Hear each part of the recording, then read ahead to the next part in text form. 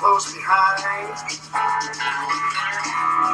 In my finest hour, baby. Right in the nick of time. I tried to face the music. You are listening to the Exceptional Conservative Network. For more information, go to www.TheExceptionalConservativeshow.com.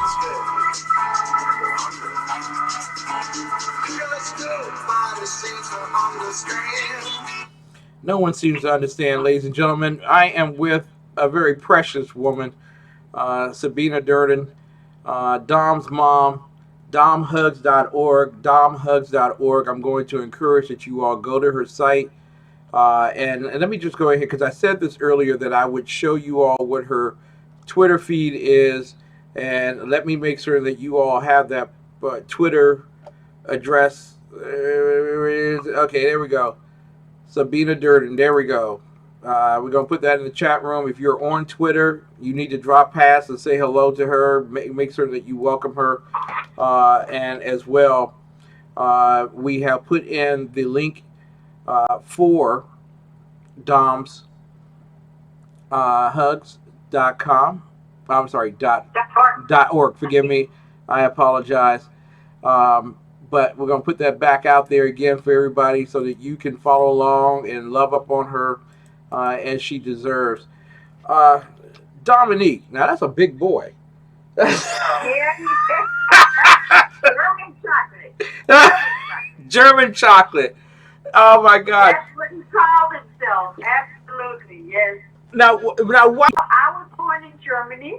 And he was born in Germany, in the same hospital I was born in. And we lived there for his first 10 years, surrounded by my mom and dad, his loving grandparents, and my sister and his cousins. So for 10 years, he lived in Germany and spoke fluent German. And I knew eventually we would come to the States, so I took him to the American kindergarten, and he became bilingual. Mm-hmm. And he picked that German chocolate name because he used it as a pickup line when he got old dating. Now, how big was Dominique? He was about 6'4", 6'3", 6'4". He was a big guy. My God. Like a big teddy bear. Yes, he looks like a big teddy bear. He does indeed. Yeah, that's why the Dom hug started, because he gave the best hugs. When he hugged you, you felt like nothing could ever harm you.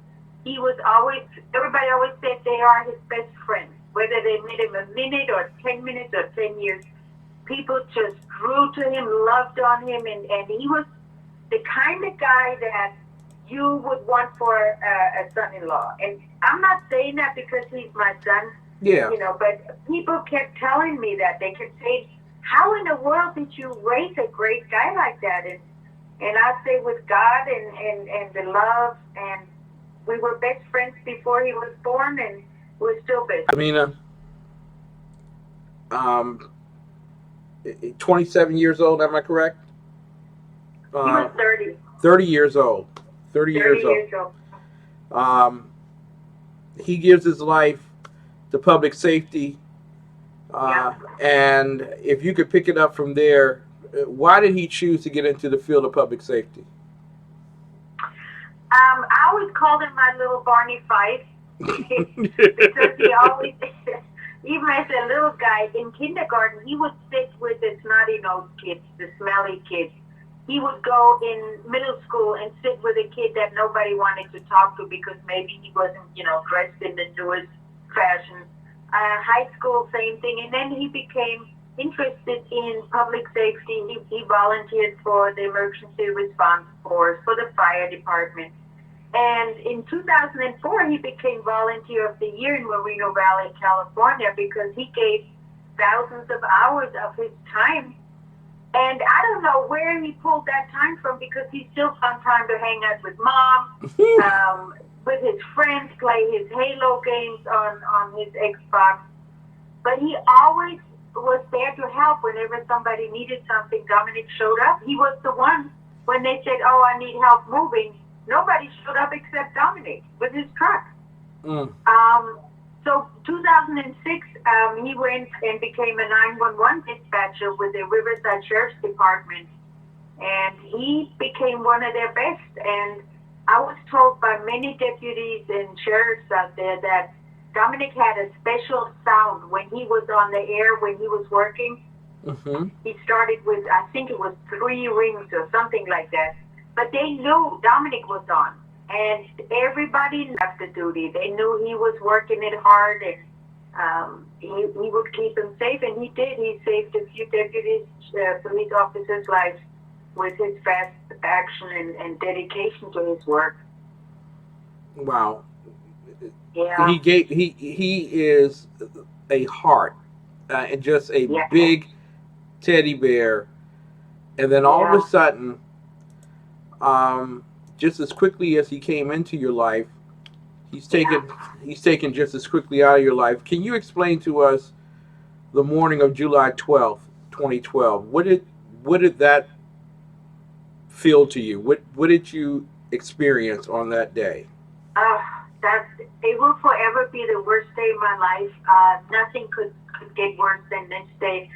The night before, he took my fiance Anthony and I to Ontario, to the airport. We flew to Atlanta for a family reunion. Mm-hmm. And the next morning, July 12, 2012, at 5:45, Dominic was riding his motorcycle to work about 2 miles from home, downhill a little bit, when an illegal with two felonies, 1 deportation, 2 DUIs, which he received probation for each time, already. He drove towards Dominic and turned in front of him and hit Dominic head on, and it hit him so hard that it killed him instantly, and it threw him into a wall on the sidewalk where he lay dead. And 2 Marines were riding in their cars behind Dominic. They were on their way to work, and they witnessed this horrific accident. It wasn't even an accident. I call it murder. Mm-hmm. And one of the guys covered him up, and the other one ran after the guy because he tried to flee. Yes. Yeah. So now Dominic's late for work. His coworkers are waiting for him to show up for it's 10 minutes to 6. They usually have their briefing, and he wasn't there. And one of the dispatchers started screaming because the calls started to come in about somebody, being killed on pitch and pass, and they knew he would take that route. And the young lady who took that call put in the license plate, and now everybody at dispatch anxiously waiting. It was like a scene out of a horror movie. They're all looking at the screen, and Dominic's name popped up. So they were losing it. They couldn't work. They had to bring in relief. The first officer on the scene was Dominic's best friend, somebody that he wanted to ride motorcycles with as a police officer. He was studying to become a motor cop. The first fire department that showed up, those guys were all his friends because he worked with them, he volunteered with them, he was at the station as much as he was at home. They couldn't handle it. These are grown men that have seen horrific things before. They could not deal with it, so they had to call highway patrol to take over. Mm-hmm. And while all this was going on, while these men are losing it over seeing their body blooded up and broken up, laying there, the killer just sat there like he was bored to death. Like, can we get on with it already? Wow. And they took blood and sent it off right away. They didn't want to make a mistake for him to get away. They arrested him, and the fire department transported Dominic with all honors, flag draped on the fire truck, and they had a few police cars escort to the coroner's office. Mm-hmm. I'm in Atlanta early in the morning, and we didn't want to wake Anthony's cousin and wake him up too early. So we stopped at a Waffle House to eat breakfast, and as we were leaving to get to the car, I dropped. I lost most in my legs. And it was a weird feeling that I never had. And to come to find out, It was the exact moment that Dominic died. 5:45, California time. Now, but I didn't know, and we went to his cousin's house, and I laid down. I couldn't keep my eyes open. My phone kept buzzing. And God works in such ways where he protects us, because if I would have listened to any one of the voicemails, I wasn't able to even listen to them. I couldn't get them. I would have taken that rental car and drove it over the cliff somewhere in Atlanta. But I couldn't, and I started getting nervous, and I'm running through a house I've never been in. It was a huge house, and looking for Anthony, and he still remembers the look on my face when I ran towards him, and I said, something happened to Dominic. I don't know what, something's wrong. And of course, we thought he crashed his bike. He's in a body cast, and in the hospital. And I called dispatch, and the same people that I knew that would come to the house that I would feed and have parties for and pool parties for, they could barely talk. And I said, so let me talk to Dominic.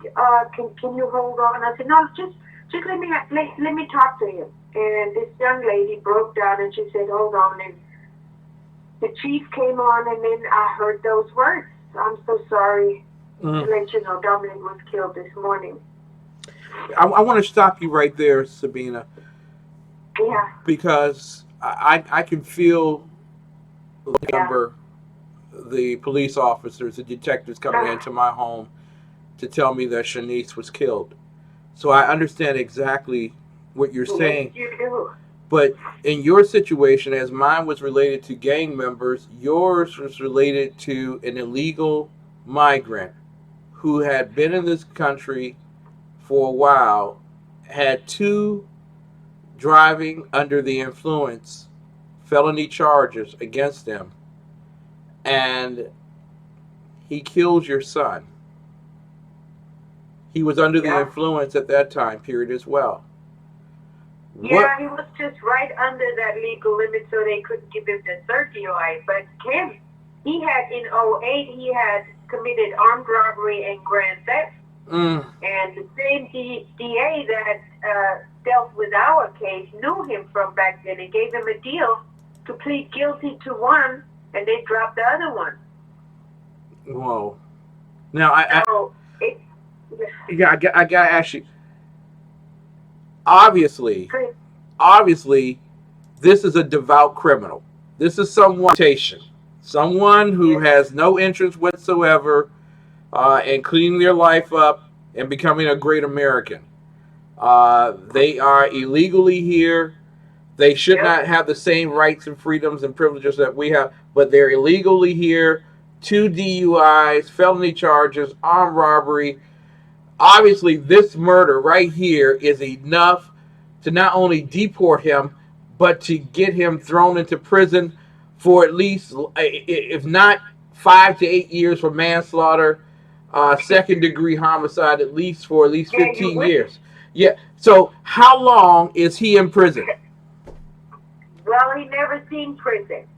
Matter of fact, the DA lied to me, and the cop approached me and said, listen, you need to find out from the DA that the killer of your son is an illegal. I didn't even know that at first. I thought they made it look like it was just an accident, which I could live with, I could deal with, but somebody told me, go check into it. So I asked the DA, and he's giving me all this gobbledygook talk about law talk that half of it you don't understand, because if you know and you've been there, you are in such shock that you barely function. You don't even know who you are, what day. And he's telling me, well, blah, blah, blah. The guy was charged with a misdemeanor without gross negligence. I was told not to go to trial. It wouldn't work out well for us. Trust him. We should go just to a hearing. While we are in the hearing, the illegal gets to bail out for $10,000 cash. He was so arrogant that he came back for the hearing after a few mistries, because, we had to actually make sure that we were in court all the time when the appointments were, but he didn't because he had other things to do. So they postponed the hearing 3 times. When we finally were in front of the judge, the judge told us that he kind of made a deal with this guy, and he needs to honor his word. So he's going to give him 9 months and 5-year probation. 9 months, 5 years Yes. probation for murdering Yes, sir. your son. Yes. For being here illegally, 2 felonies, 1 deportation, 2 DUIs, killing an American, trying to run away. They didn't even charge him with a hit and run. And he gets 9 months, 5-year probation because the judge made a deal with him. Now, when we did our victim impact statement, the whole courtroom was crying. And the judge had the nerve to tell us, and I'm telling you, Ken, we looked around like we're being pranked. He said, well, you know, Miss Durden, I wish I would have known more about this case. I would have given him a bigger sentence, but I made a deal with him, so I have to stick to my word. Oh, jeez. Oh, jeez. Yeah, that was just rip my heart out again, stab me in the back. And this guy, the illegal, of course, he spoke a certain, he was from college, so they had to get a special translator, which cost just a little bit extra. And thank God we taxpayers fund all this. You know, because our American citizens are all well taken care of, so we have enough money left for these guys. Exactly. And this guy gets in front of the judge when he asks him what he wants, if he wants to apologize, and he says, well, Your Honor, God gives life, God takes life. I was only on my way to work. Whoa. Yes, and while he had his hands folded in prayer motion, and it was such a obscene gesture, and his family sat on the other side in the courtroom, and they were staring me down. They were mad-dogging me, and I didn't even realize it till my friend and my fiancé, they started leaning forward, trying to block them from giving me that stare. The bailiffs in the courtroom all knew Dominic. Yes. Everybody in Riverside County knew Dominic. That's how he was so loved and well respected. And so finally 2 of Dominic's friends got to take this guy in handcuffs out of the courtroom. So he sat in the local jail. I started to come out of my shock, and I knew something isn't right. I had no idea about ICE hold and detention and none of this stuff. I had no clue, and there wasn't anybody to guide me through this. So Anthony and I became very vocal, and one day I received a phone call from a ICE agent, and he told me, he said, ma'am, I cannot tell you my name. This is anonymous, but we are sick and tired of this. We knew Dominic. We heard of him.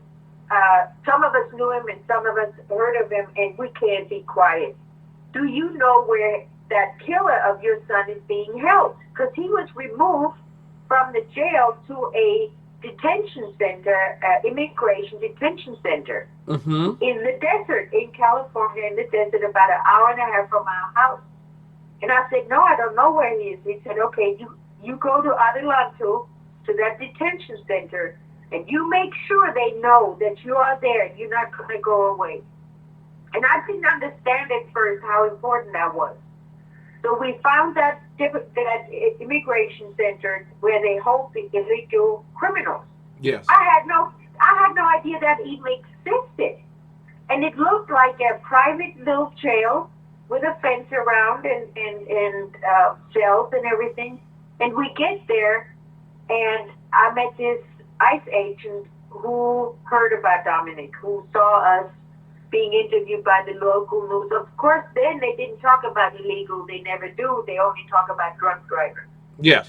And yeah, they leave out the whole thing about illegal. And so the ICE agents befriended us, and for a year and a half, Ken, Anthony and I, every week, we went out to Adelanto. We sat in the front room, in the waiting room, because we weren't allowed in the court hearing, because, you know, that would take away that poor illegals' rights. Wow. You know, we got to honor those illegals, because now, by now, he spoke fluent English. Miracles do happen. Hallelujah. Amazing what Yes. you'll learn in prison. Yes. Sabina, I gotta ask you here. Yeah. You came from Germany, so Yes. you must have done it the illegal way as well, right? You. I wish.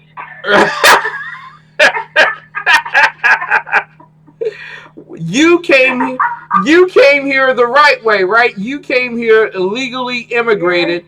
Then Yes. you have an illegal migrant who takes your son's life from Yes. you. Yes. Uh, don't you And don't you I think? came legally. Yeah, Now I wish I would have came illegally because then my son could have attended college for free. I would have had rent paid, food stamps, no driver license. Hey, I could live large you can live large and in charge here in this country. We're talking with Sabina Durden. and send money home to my family tax free. Hey, Exactly, and you could actually fill out a tax return and get the earned income tax credit for kids that live yes. in the other country. I mean, hey, it's Oh, yes. wonderful. Well, hey, I could buy a couple of IDs at a swap meet and not thinking. No, but Yeah. my dumb behind, I came legally. I applied. I was married to Dominic's dad. He was a service member at that time. Mm-hmm. And I went through the whole process of getting medically checked out for diseases, lung disease, any disease. I had to, the biggest part, it still sticks with me. I had to sign a paper that I would never be able to get that. I'm from the American government. No social, nothing, no welfare, nothing. I had to have money in account. I had to have a sponsor.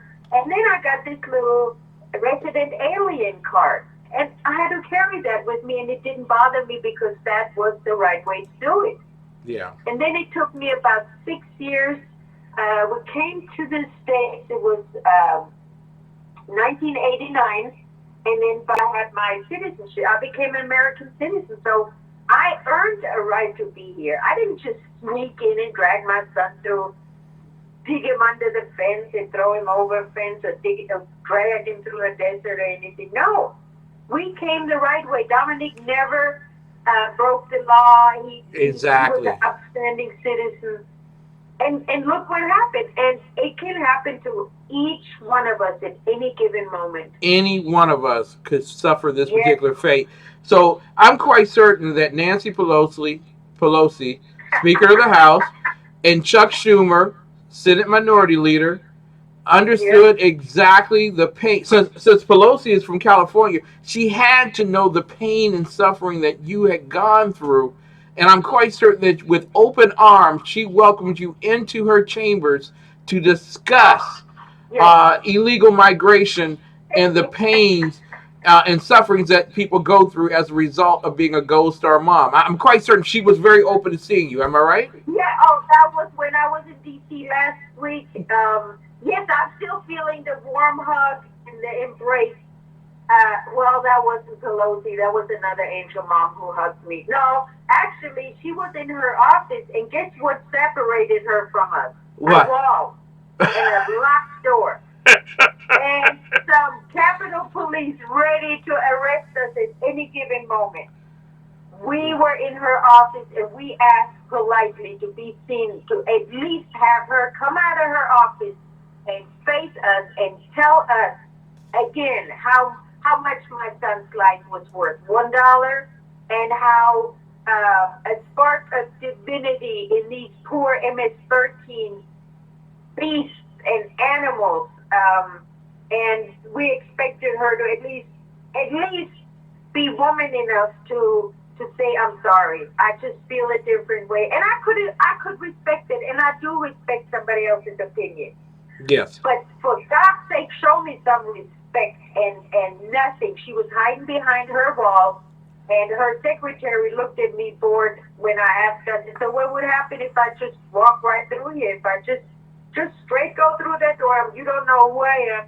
You don't know my intentions, and I'm just going to go right through. She said, well, I would advise you not to do that. I said, oh, isn't that wonderful? Somebody would have done that with my son. You are an American citizen, and your representative from California doesn't have the time of day. But if you were a member of MS-13, bringing narcotics across the border and legally, and wanted your children to come here and live, by anchor baby status, you Yeah, would have been welcomed into the office, and they would have shown you the office key and everything else. You could have used the oh, restroom.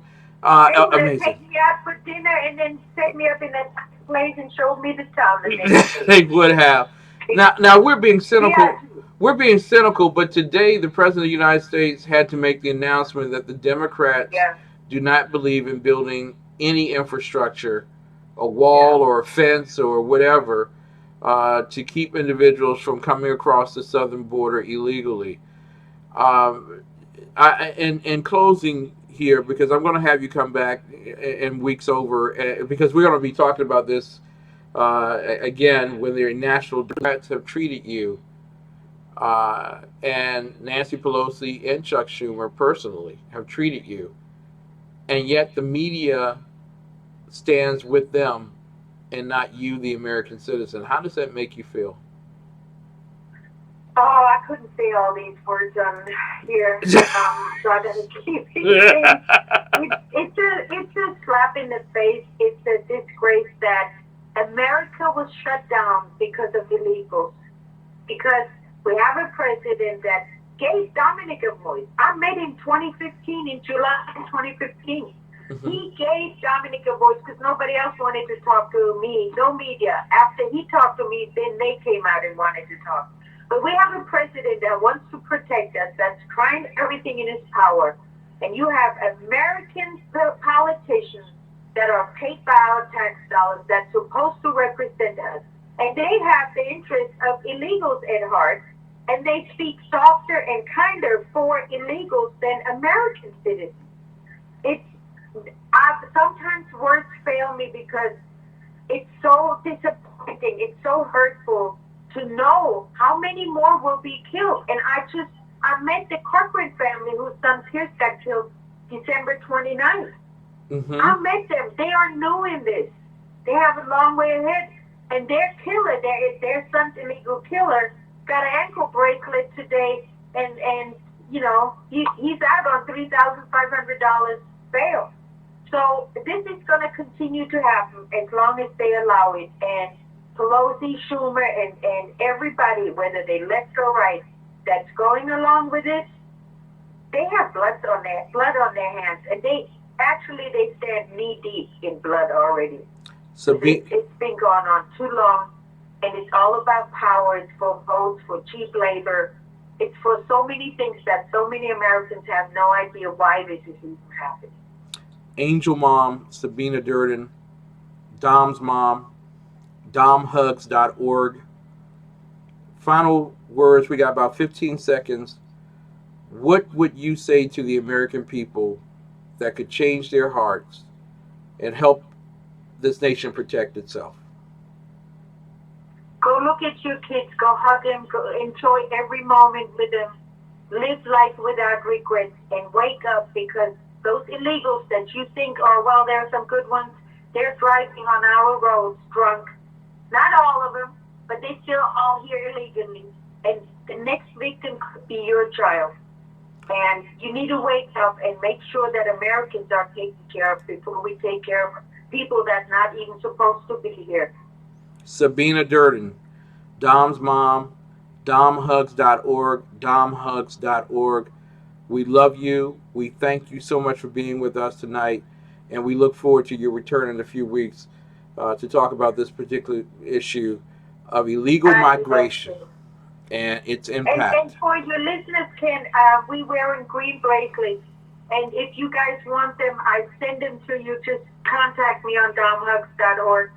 I'll get your address. I'll send you bracelets and spread the word and keep people aware of what's going on. Get your bracelet today. Yes. Today. God bless you. We love you so much, and we'll be talking with you very. God bless you. Listen, ladies and gentlemen, it is domhugs.org. Stop past there tonight and send a kind word and offer up a prayer, because Sabina, unfortunately, is not the only one. We'll be right back, ladies and gentlemen, right after this.